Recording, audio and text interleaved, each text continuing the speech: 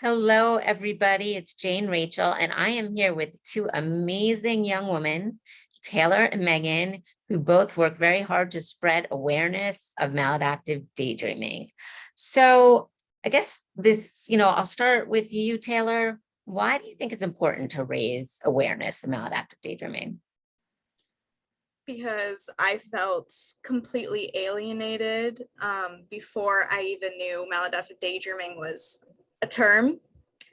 And when I started making content for maladaptive daydreaming disorder, like 90% of the comments I get are like, I thought I was weird. People were telling me it's just a quirk, like da da da da da. So it's really, I feel empowered spreading awareness about maladaptive daydreaming disorder because I realize now that I am not unique, which is so good to like feel when you have like maladaptive daydreaming disorders, that you're not unique, that other people struggle the same way. So I think it's really important to spread awareness because there are people out there that were like me back then that were like, what's going on here?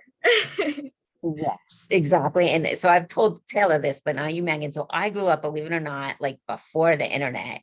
So I literally I searched like things that you don't probably have never seen in your life, card catalogs and databases for any mention of maladaptive daydreaming. And certainly there was no such thing.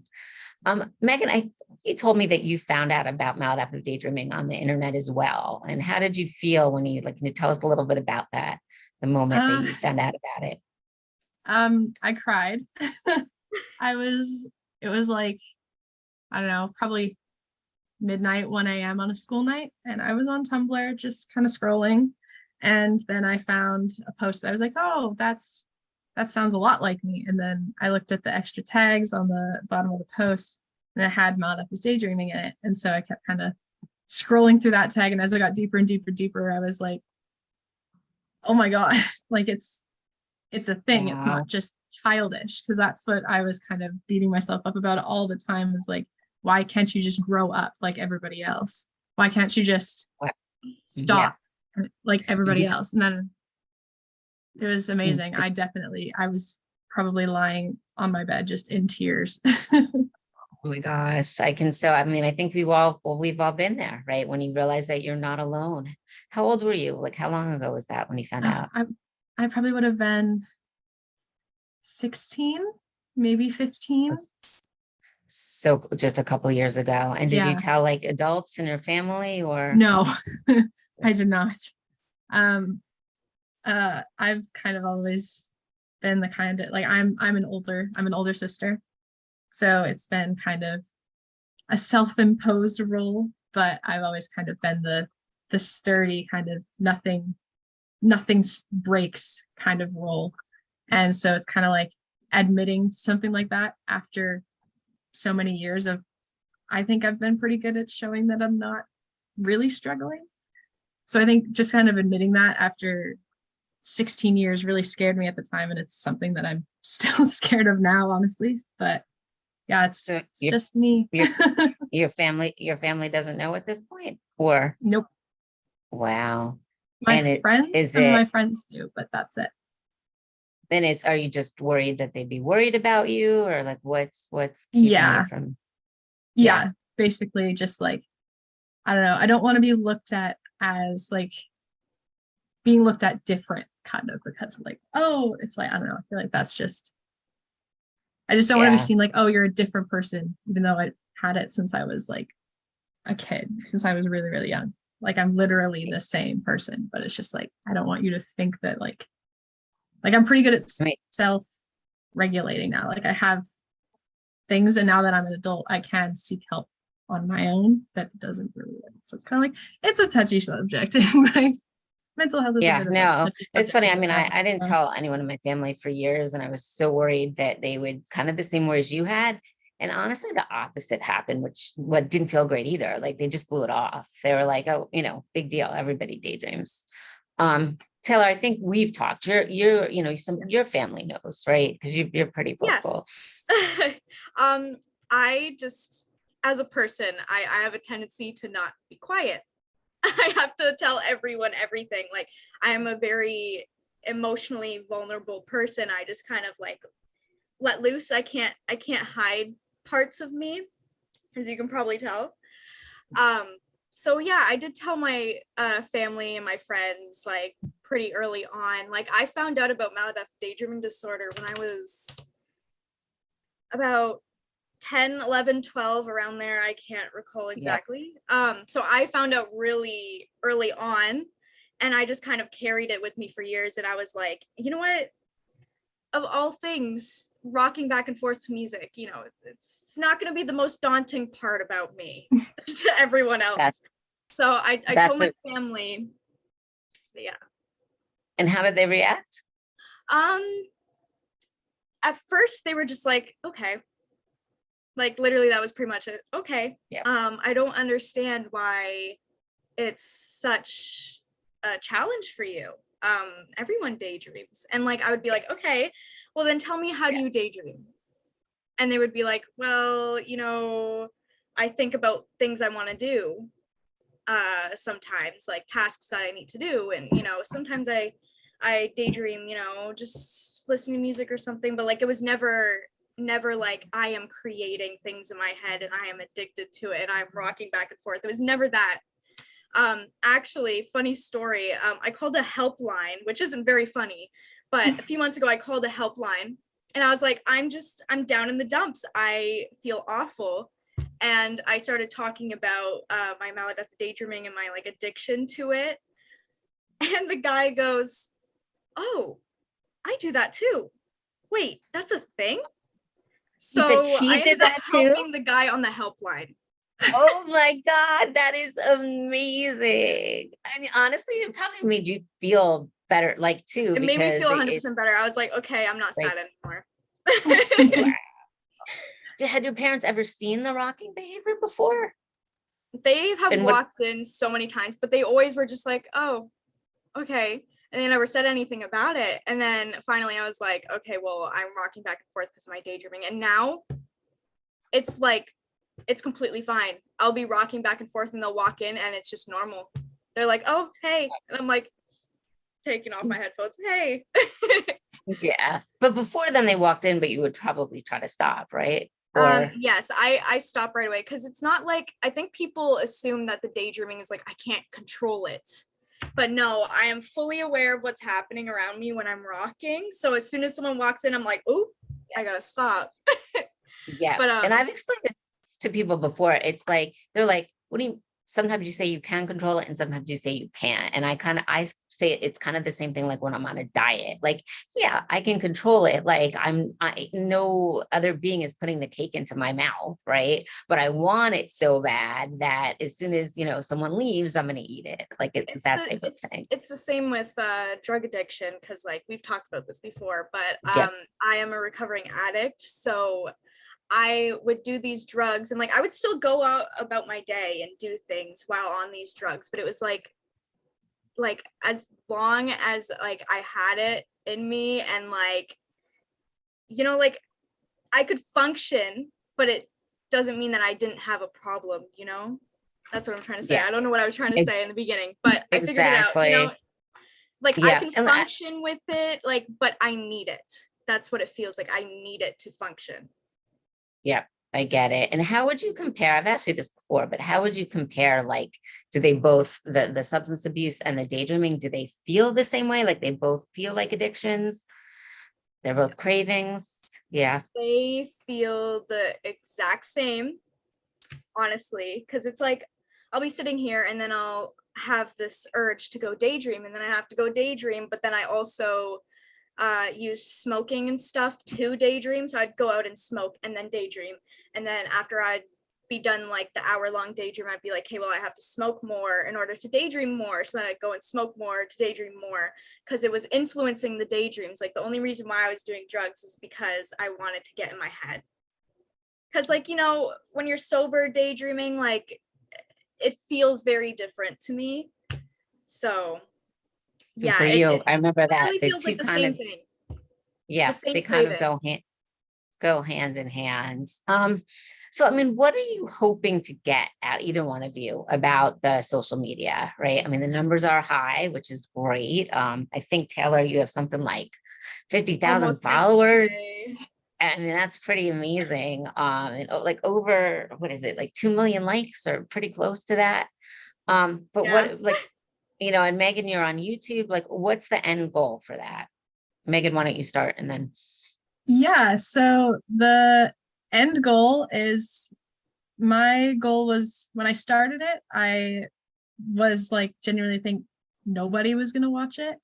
So my goal was to, when I am like super, super old and just want to, like, I can follow my life through my channel. So it's kind of like I'll be able to see how, like, the biggest part of my life has changed from when I was 18, because that's when I started making videos, to whatever age I'm watching them back from.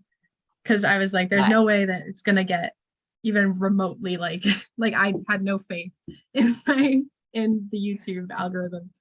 But then it kind of changed to community, wanting to get more people into the community.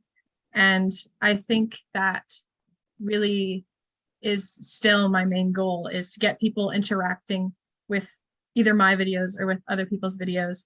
Kind of, I've done one collaboration, I have another one planned, and then like kind of getting a community so that we can all, the people at least on YouTube anyway, can share an audience, because we all have, I feel like we have some overlap, but if we can all share and connect, then it's not just, oh, this one YouTuber I watch does this, because that's kind of like a novelty, and then it's still not really, I feel like, bringing the awareness to the community that I want. So, but saying, look at this group of YouTubers or this group of people on social media who do this thing, then it makes it a lot more normal and a lot more, you bring awareness to it, because there's a lot more people coming in through many different points of entry. Yeah, exactly. I think all three of us have felt the feeling of like being alone with this. And that's just like feeling like you're the only person on our planet struggling with something is really not a good feeling. So I think that this explosion in social media on this topic has been really amazing.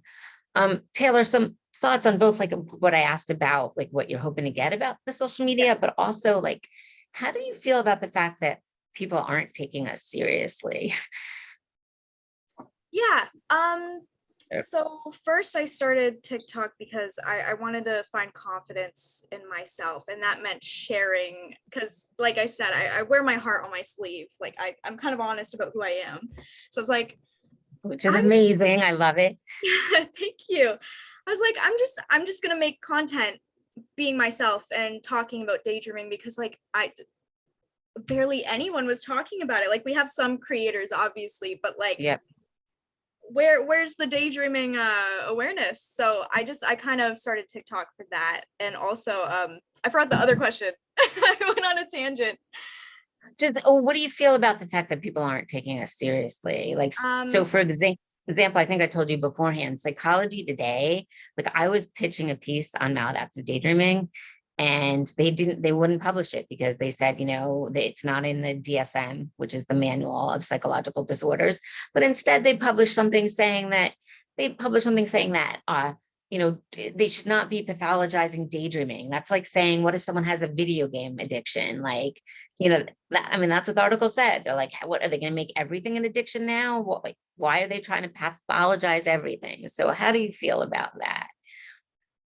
Actually, I had an experience with someone that I, at the time, cared very deeply about, like their opinions, everything. And they messaged me and they went, why do you feel the need to share certain things? Like why are you posting about the daydreaming? Like it's, people don't need to know that. And like I get comments that are like, oh, everyone wants to make something a big thing, right? Yeah. It's like, it's so easy for them to say that when they are not directly affected by the maladaptive daydreaming. Yes, because they're not in our bodies and they're not in our heads, right? it's not. There's obviously something wrong when I'm going to a psychiatrist, when I'm going to a doctor, when I'm talking to my parents, when I'm talking to friends, when I'm talking to that person, and they go, why is it a big deal? Why should I listen to you? Like, obviously there's a problem because they can't relate to it either. Like, you know, when I talk about rocking back and forth for hours, replaying the same scene, because we've talked about this, but to Yep, rehash yep. it, I specifically daydream like basically one setting, and it's been like that my whole life. Like, I have literally been imprisoned by my mind for hours every single day, just rocking back and forth. That is not, Yes. it's not something that I should hide or feel like I have to cope with on my own. It's like, Right.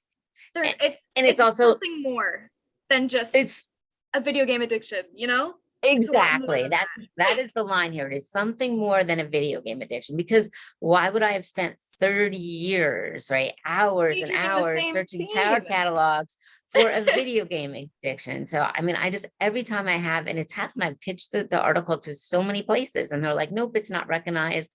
Why should we treat this any differently than someone who watches too much TV? Megan, Because any it thoughts destroys about any of lives. that? It's so upsetting. Yeah. It's, yeah, honestly, everything like it's been said, just you're not like, you don't, if you don't do it, you don't understand how like trapped it is. Yeah. Like how, like it's not just, oh, it's daydreaming. Like, yeah, it's daydreaming. And like, yeah, in the moment, like in the depths of the daydream, there's some kind of happiness there. But even if we're not going to talk about the daydream itself being a problem, sure, whatever. You know what? Devil's advocate, sure, the daydream isn't the problem. I'm sure when you come out of that daydream, you're not like thrown into like almost a depressive state. It's not like I'm like, when I'm done or I get taken out of it, it's like soul crushing. Like Yeah. it's a physical reaction. I've been like, there's physical aspects to not only the crash but also the highs that aren't, you don't know unless you've experienced them. And also, why would I do that? Why would I make myself sick over something over just a fictional daydream? Like, do you think I want to Exactly. do that? Like, no. Like, I Exactly, don't. right?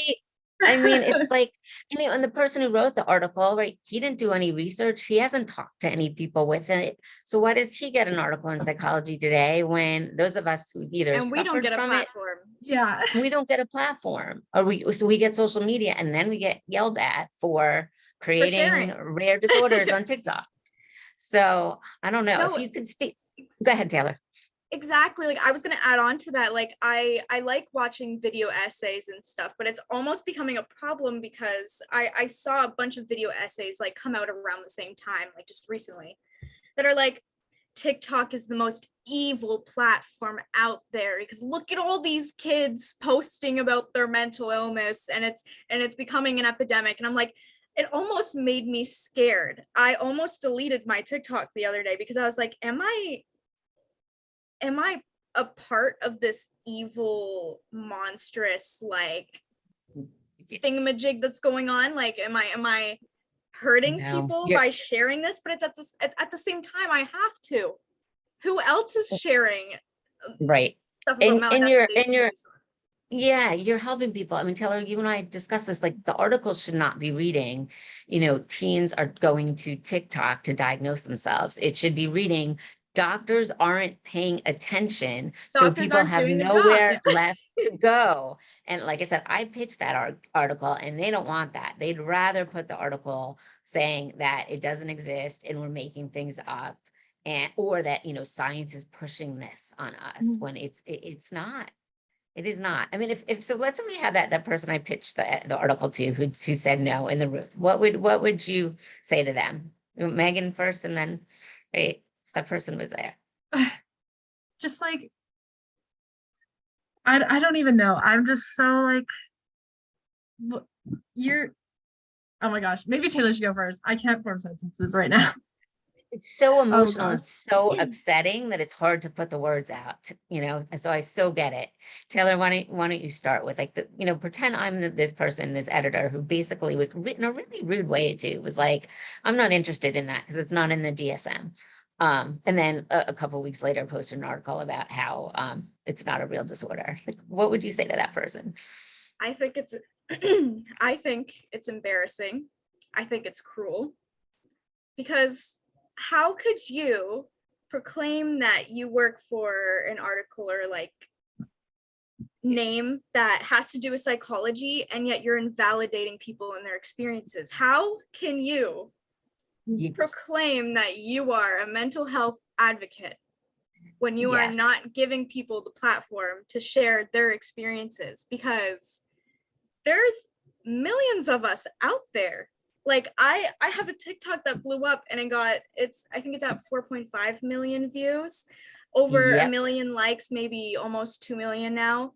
And you're telling me these millions of people are just faking, rocking back and forth and pacing and talking to themselves for hours and hours. And I also don't think they realize that it's also commonly comorbid with other issues. So maladaptive daydreaming disorder, you don't just, well, I can't speak for everyone. Maybe someone just daydreams and is fine with everything else. But for me, I have anxiety, I have borderline personality disorder, I just got diagnosed ADHD. Like the daydreams don't leave me. Even when I'm not rocking back and forth, I will be doing things and then I will forget that I'm doing that thing and I will start doing something else without realizing.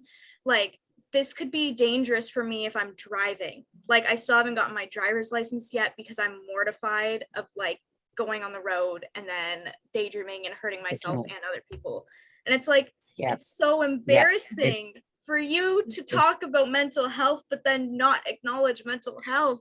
exactly, or because it's not the mental health that fits into your category, right? And I think journals have a responsibility. Like the person who wrote that Wall Street Journal article saying teen girls are like making up rare disorders on TikTok.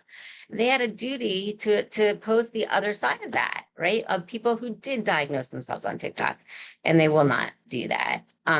Megan, anything else to add there? I think all three of it, like I think we all feel the same, and it's a rage, and it's rage that I don't know what to do with.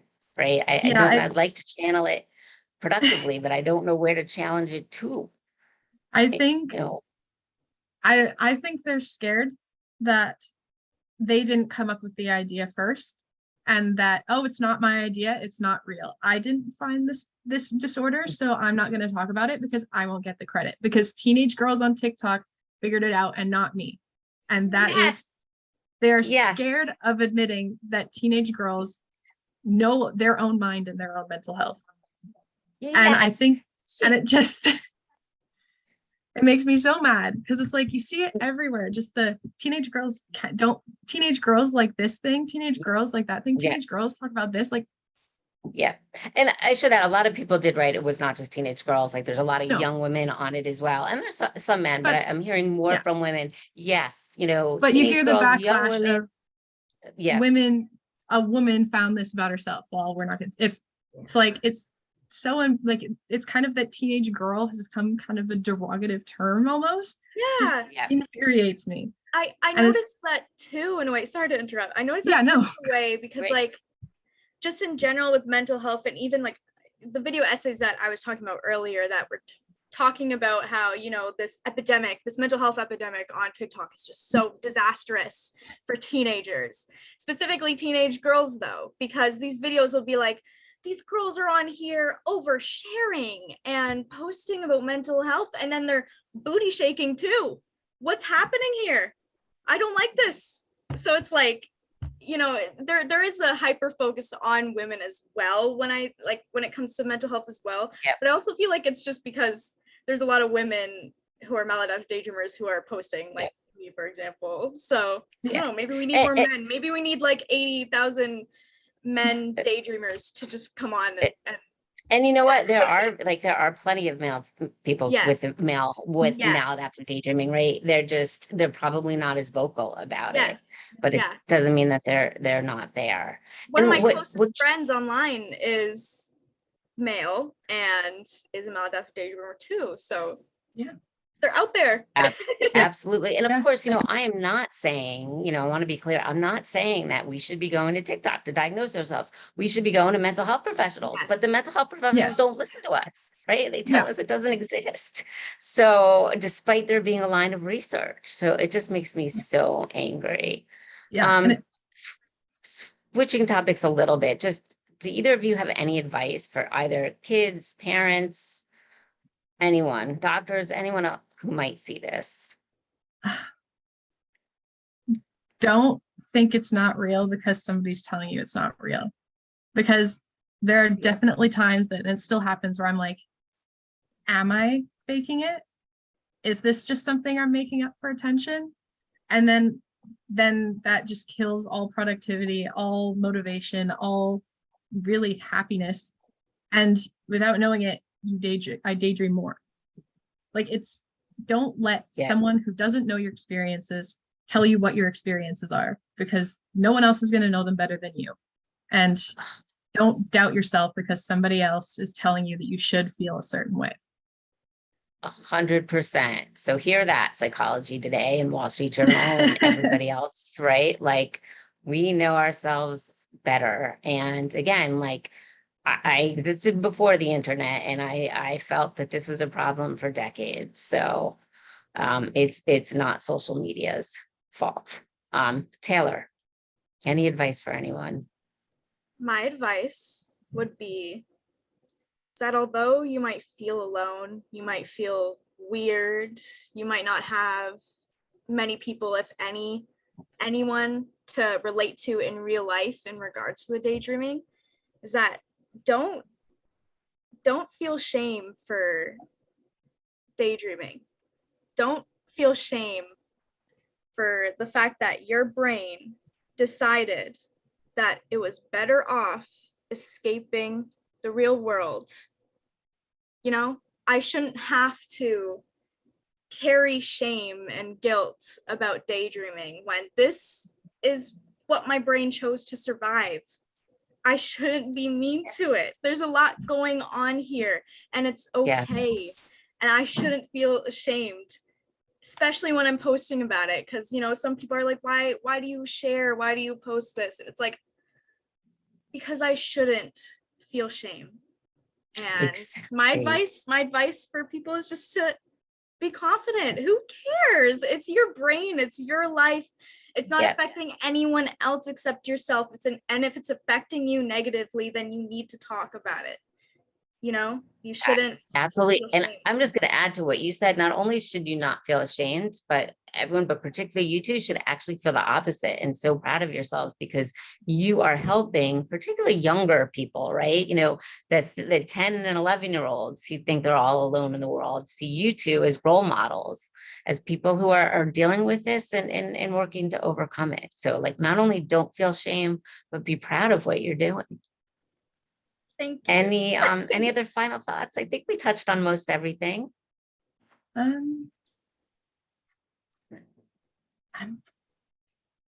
If you want to do so, if you're going to be online, find other people online who can do it, whether it's on the Discord server, because that's actually where I met Taylor, and then lots of other people that, like, everyone I know everyone who I've met who daydreams, I've met on that server. But find someone, because then you can have a conversation, whether it's a conversation with a pair you have or a conversation with another person.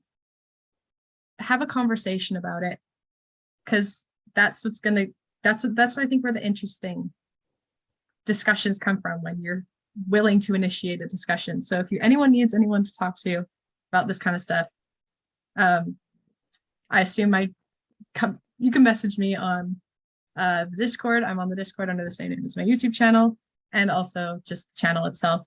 Like, don't be afraid to reach out, because there's so many people who will help you and discuss with you about anything, daydreaming, just general life stuff. Like, you can find friends, and I think that's the most valuable part of Yeah. of the And community that we're building.